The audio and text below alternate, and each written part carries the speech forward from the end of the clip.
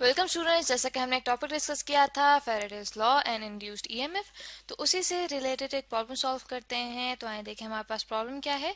A loop of wire is placed in a uniform magnetic field that is perpendicular to the plane of the loop. ठीक है, हमारे पास एक loop है wire का, ठीक है, जो कि ऐसे रखा गया है एक मैग्नेटिक फील्ड में कि जो हमारे पास मैग्नेटिक फील्ड है वो इसके परपेंडिकुलर है, यानी कि जो हमारे पास लूप है उसका जो हमारे पास प्लेन है उसके परपेंडिकुलर है ये मैग्नेटिक फील्ड बी।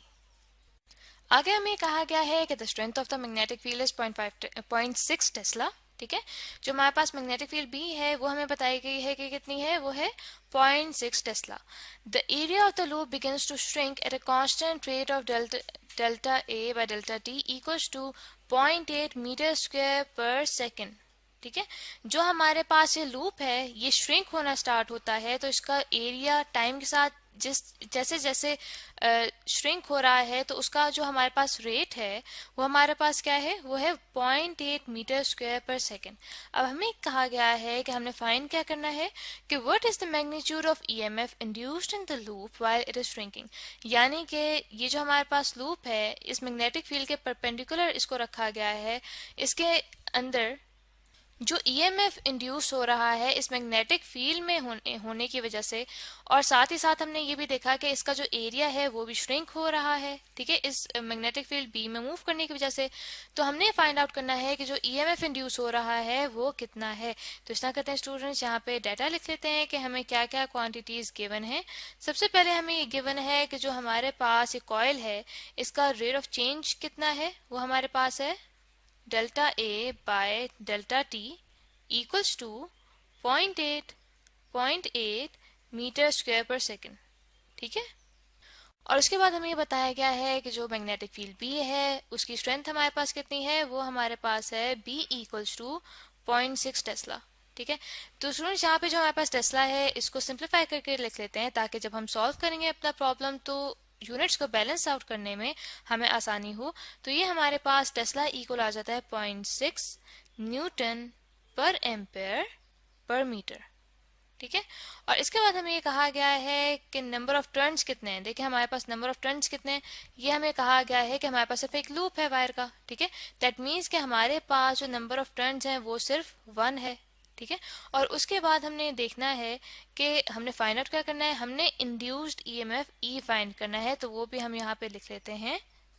तो स्टूडेंट्स इस तरह करते हैं कि सोल्यूशन स्टार्ट करते हैं अपने प्रॉब्लम का। ठीक है, तो स्टूडेंट्स फैराडेज लॉ के मुताबिक हमारे पास जो इंड्यूस्ड ईएमएफ है उसकी हमारे पास मैग्नीट्यूड किस तरह से आती है, वो हमारे पास फॉर्मूले से आती है E equals to N into delta phi by delta T. तो स्टूडेंट्स जब हमारे पास कॉइल का एरिया जो है वो चेंज होगा तो ऑब्वियस बात है कि जो मैग्नेटिक फ्लक्स है वो भी हमारे पास उसकी वैल्यू चेंज होगी। तो यहाँ पे देखें जो हमारे पास rate of change of flux है जो कि है delta phi by delta T. ठीक है, इसको पहले कैलकुलेट कर लेते हैं। तो हम यहाँ पे लिखते हैं delta phi by delta T. ठीक है, इसके अंदर वैल्यू पुट करते हैं फ्लक्स की, तो हमारे पास यहाँ पे बन जाएगा B into delta A by delta T. ठीक है, कॉस थीटा। ठीक है, अब यहाँ पे देखें कि आप देख सकते हैं कि हमारे पास जो मैग्नेटिक फील्ड है वो तो कांस्टेंट थी, इसलिए मैंने सिर्फ सिंपल यहाँ पे बी लिखा है। जो डेल्टा ए है वो ये शो कर रहा है कि हमारे पास कॉइल का एरिया चेंज हो रहा है, और कैसे चेंज हो रहा है, जो हमने देखा था कि हमें गिवन है rate of change of area, वही मैंने यहाँ पे लिखा है कि हमारे पास एरिया के अंदर चेंज आ रहा है टाइम के साथ।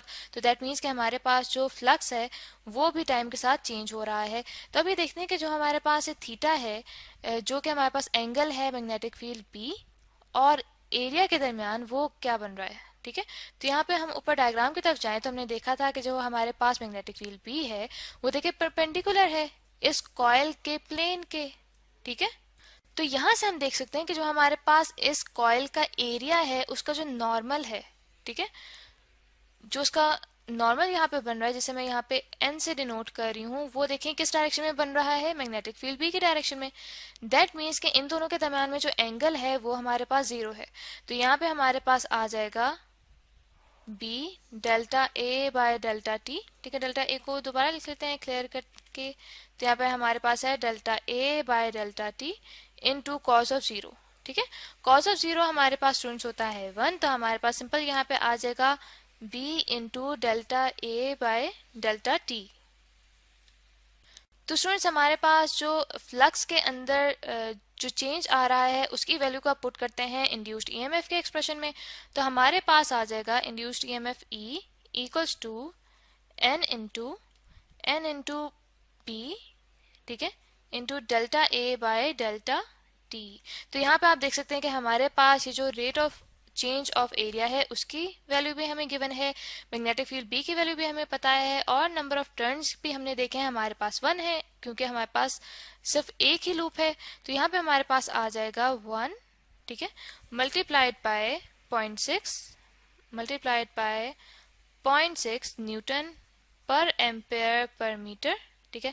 फर्दर मल्टीप्लाई हो रहा है rate of change of area से जो कि हमारे पास है 0.8 मीटर स्क्वायर पर सेकेंड।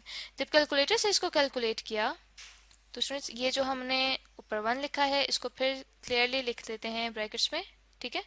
यहाँ पे हमारे पास है 1, ठीक है। तो यहाँ पे जब कैलकुलेटर से कैलकुलेट किया तो मेरे पास वैल्यू आ रही है 0.48। अब यहाँ पे इस तरह करते हैं कि जो हमारे पास यूनिट्स हैं उनको बैलेंस आउट कर लेते हैं। तो यहाँ पे मेरे पास लिखा हुआ है Newton per ampere per metre into metre square per second, ठीक है। तो यहाँ पे आप देख सकते हैं कि हमारे पास 1 मीटर इस पर मीटर से कट जाएगा, ठीक है। तो हमारे पास जो यूनिट्स बचेंगे वो बचेंगे न्यूटन, हमारे पास बचेंगे newton metre per ampere second, ठीक है।